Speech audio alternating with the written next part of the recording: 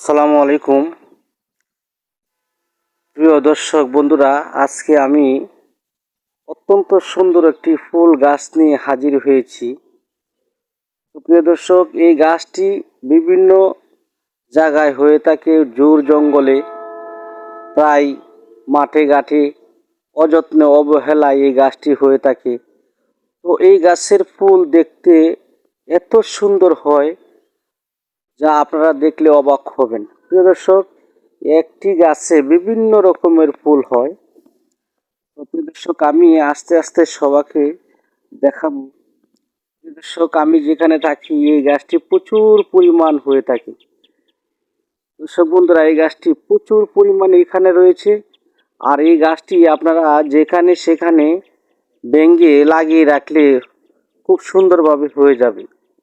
প্রিয় দর্শক, মজার ব্যাপার হলো এই গাছটি সব ঋতুতেই গ্রহণযোগ্য হয়ে থাকে এবং সুন্দরভাবে হয়ে থাকে। রৌদ্র হয় এবং বৃষ্টি বাদলে এই গাছটিকে আরও সুন্দর সবুজ দেখা যায়।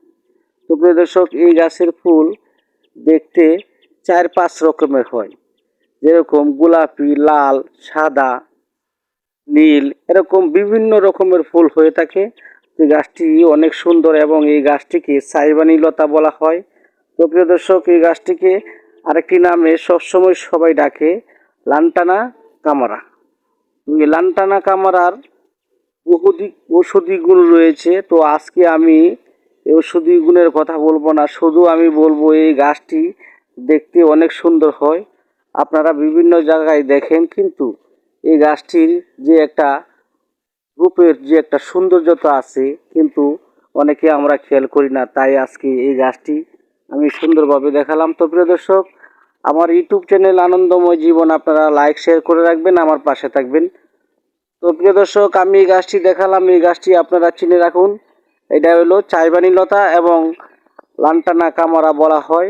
এই গাছটি বিভিন্ন জায়গায় হয়ে থাকে, তাই আজকে আমি দেখানোর চেষ্টা করলাম। তো আজকে আমার ভিডিও এখানেই শেষ করলাম। আসসালামু আলাইকুম ওয়া রাহমাতুল্লাহি ওয়া বারাকাতুহু।